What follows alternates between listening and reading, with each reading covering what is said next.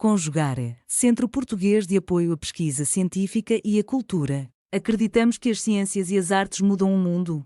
O conhecimento transforma, e isso nos motiva.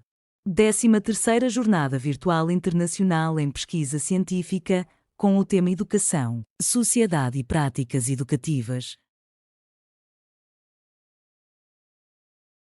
Oi, gente, boa noite. Bom, meu nome é Gabriela, eu sou formada em Pedagogia pela UENG, Universidade do Estado de Minas Gerais, e atualmente sou aluna do mestrado em Educação e Formação Humana aqui na Faculdade de Educação dessa mesma universidade. A professora Amanda é a minha orientadora no programa, e agora nós vamos falar um pouquinho, né, sobre a pesquisa que a gente está desenvolvendo no programa de mestrado.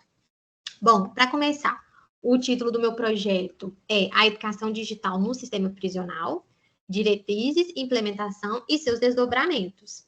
Essa minha pesquisa tem como agência de fomento a CAPES. Eu começo aqui fazendo um breve resumo, né, sobre o que a minha pesquisa busca investigar. Ao longo da pesquisa, a gente vai trabalhar um pouco com o processo de implementação da educação digital nas escolas, né, que ficam no presídio, que ficam no sistema prisional de Minas Gerais.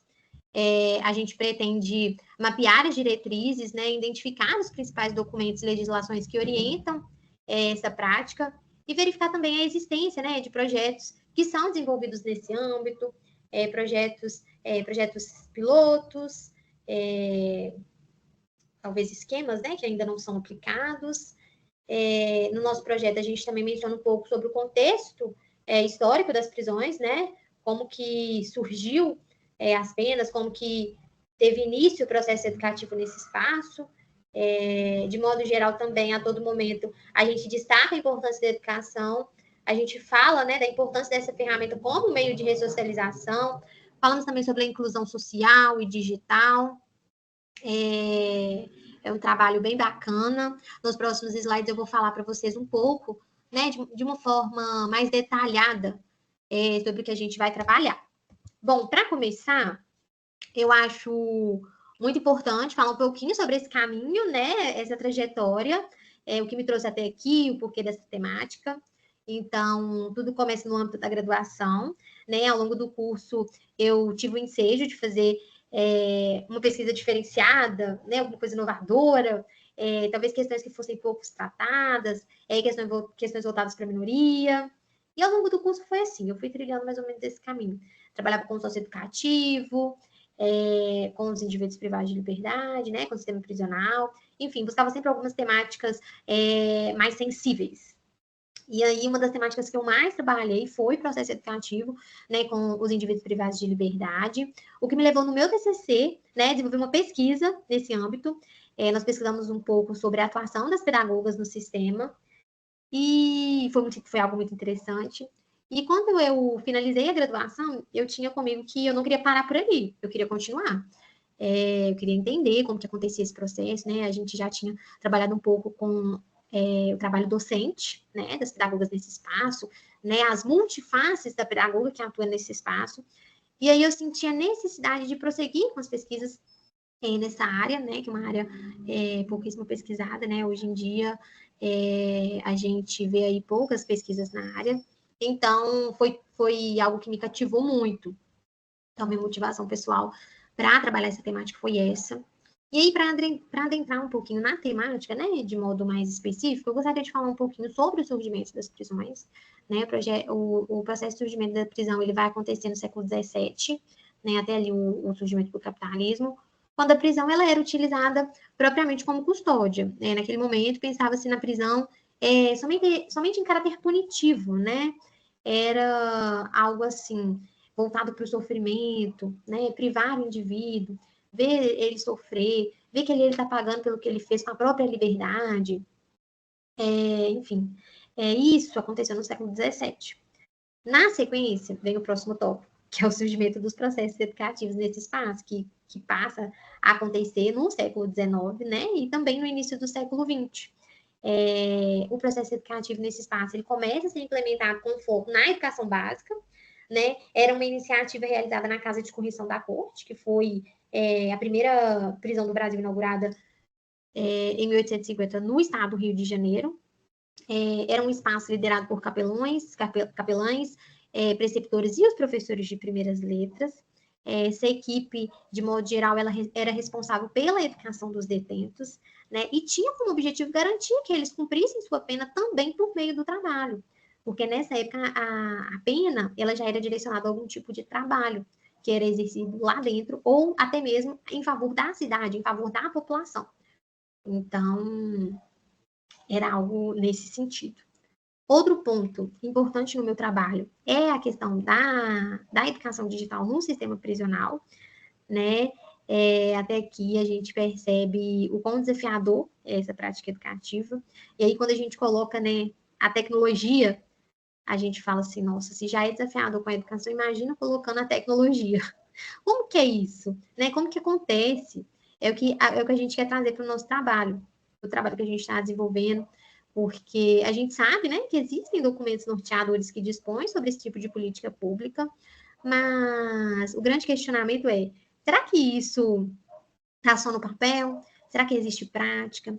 Será que existe política pública? Será que essas políticas. A gente sabe que existe, mas será que isso é aplicado na unidade? Se é apenas algo tópico? Né? Como que isso acontece na prática? De uma pesquisadora que eu vou utilizar na minha pesquisa, que é a Cristiane Portes.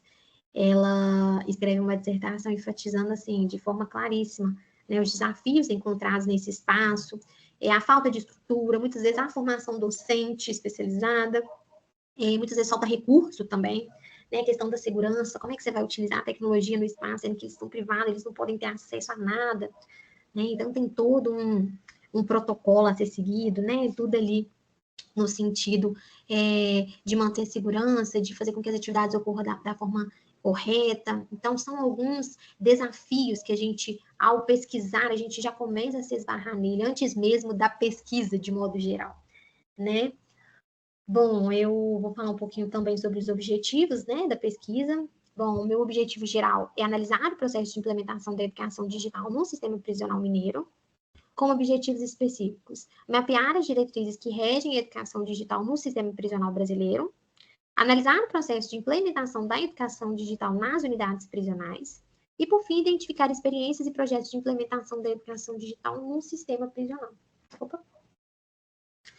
O meu problema de pesquisa se resume à questão: como se dá o processo de implementação da educação digital no sistema prisional mineiro? Bom, eu menciono um pouco sobre o referencial teórico, né, aqui na apresentação. Na minha pesquisa eu falo um pouco, né, como eu já disse anteriormente, sobre o processo educativo no sistema prisional, o que é isso, como que surgiu, a importância, né, os desafios, menciono um pouco sobre como acontece, né, de forma geral, essa prática educativa. Menciono também as políticas públicas existentes, né, também um termo-chave. As políticas públicas elas vão ser primordial, né, porque são elas que embasam essa prática, então não teria como não mencioná-las no trabalho. Falo também um pouco sobre as parcerias público-privado, porque é algo também de suma importância, porque muitas unidades possuem projetos, né, em parceria com empresas privadas, e aí os projetos eles só acontecem porque tem essa parceria público-privada. Então, é importante falar um pouco sobre o que é, né, parceria público-privada, como que acontece, quais que são os procedimentos, um pouco também sobre o caminho, né, que é trilhado até chegar, de fato, na parceria, e sobre a educação digital, que eu já mencionei, que é algo também que, ao longo da pesquisa, eu vou falando sobre, né, sobre as ferramentas, sobre a nossa sociedade contemporânea, a importância da educação digital, como que isso está na sociedade hoje. Então, tudo isso eu vou trazer um pouquinho no meu trabalho. Bom, falar um pouquinho sobre a metodologia, né? A gente ainda não iniciou a gente ainda não está aplicando a metodologia, né? Porque a gente ainda está aguardando a liberação do comitê de ética, mas o intuito é realizar, né, uma pesquisa qualitativa a partir de 3 princípios. Primeiro, a análise documental, é algo que a gente já tem feito desde o início, né, de modo a tentar identificar aí as normativas existentes, os documentos, né, que vão nortear o processo, que regem, né, esse processo de educação digital no sistema, enfim, algo que vai ali, algo que está formalizado, né, são documentos norteadores. O segundo ponto, a gente pensa em fazer, né, uma entrevista semi-estruturada com o representante da Sejusp, para poder tentar entender quais que são esses parâmetros que já existem, né, o que está em fase de teste, quais são os projetos pilotos existentes, quais unidades, né, possuem esses projetos, quais unidades têm a aplicação dessa política pública, quais são os avanços até então. Então, é tentar conhecer a gestão, né, como que essa gestão acontece na Sejusp, né, que é a Secretaria de Justiça. E, por fim, um grupo focal com as pedagogas, novamente, que atuam nas escolas, né? Elas são a peça-chave, porque é elas que vão poder nos dizer sobre tudo que a gente já coletou, né? Na parte prática. Se tem alguma iniciativa, se vai variar também de unidade para unidade, porque não é uma regra fixa, né? Cada unidade tem ali a sua autonomia. Então, é também tentar verificar como que acontece de unidade para unidade, se existe suporte, como que essa prática tem acontecido dentro da unidade. Né? Mais ou menos esse caminho assim, que a gente pensa em trilhar.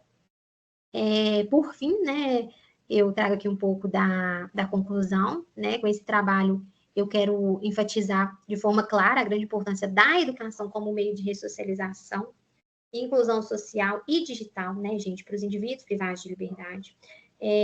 Como eu fiz no TCC, né, como eu senti um alívio de que a tarefa foi cumprida, eu também quero que isso aconteça com a dissertação, então trazer mesmo essa ênfase para a educação, e aí agora trazendo um pouco da educação digital, né, tentar fazer com que as pessoas leiam a minha dissertação, ou assistam uma apresentação, e percebam a capacidade da educação de ser, né, um instrumento significativo, algo que pode abrir portas, né, um instrumento de viabilidade, transformação.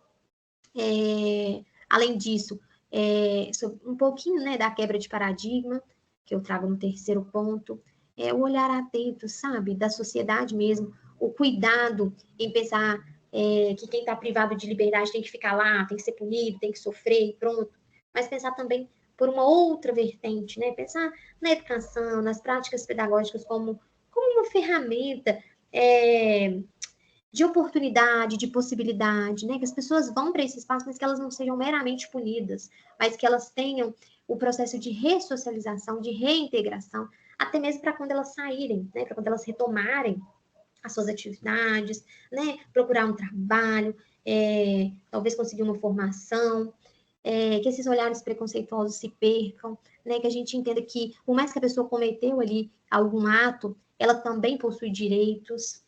Então, a gente precisa pensar por esse lado. Então, a quebra de paradigma que eu trago nesse ponto é pensando nessa vertente, sabe? Desse cuidado da sociedade, esse olhar atento, né? Esse intuito de resgatar o indivíduo. O último tópico que eu trago, né, é um pouco sobre a inspiração para novas pesquisas. Eu acho que é muito importante que uma pesquisa inspire a outra. Então, eu espero do fundo do meu coração que a minha pesquisa ela sirva, né, como base para futuras iniciativas, criação de políticas públicas, e que ela sirva de inspiração para novas pesquisas nessa área de forma específica, né, que é uma área que carece muito desse cuidado, né, desse estudo, desse olhar atento. Bom, por último, eu cito aqui as referências, as principais referências, né? Uma das, porque são muitas que a gente trabalha. Então, eu cito o Amaral, com a história de pena da prisão, que ele vai fazer um histórico, né? De como surgiu, quando surgiu, como que foi esse processo. Então, foi um material de suma importância. Menciono também a Quero Amorim, que esse texto dela de dissertação, né? Que tem como título Educar em Prisões, um estudo na perspectiva das representações sociais. Então, é um texto que tem me ajudado, assim, de forma significativa, me ajudou no TCC, agora também está me ajudando aqui no mestrado, então tem sido assim, algo surreal.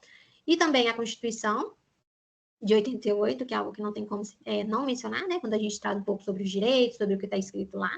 E, por fim, a Portes, que é a Cristiane Portes, que eu mencionei na minha apresentação, que é uma pesquisa de mestrado também, que vai trazer um pouco do tema que eu trabalho. Então, ela vai falar um pouco sobre a inclusão, né, do ensino digital para os alunos detentos.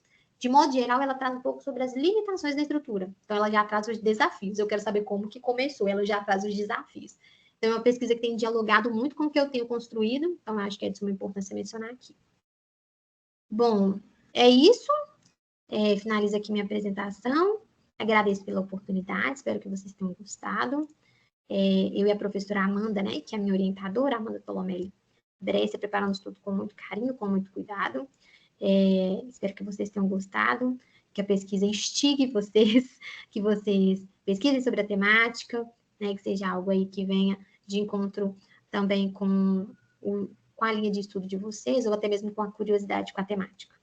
Agradeço. Realização, Conjugare, Centro Português de Apoio à Pesquisa Científica e à Cultura. Apoio, Editora Cravo. Inscreva-se no canal, comente, curta e compartilhe. Obrigado por assistir.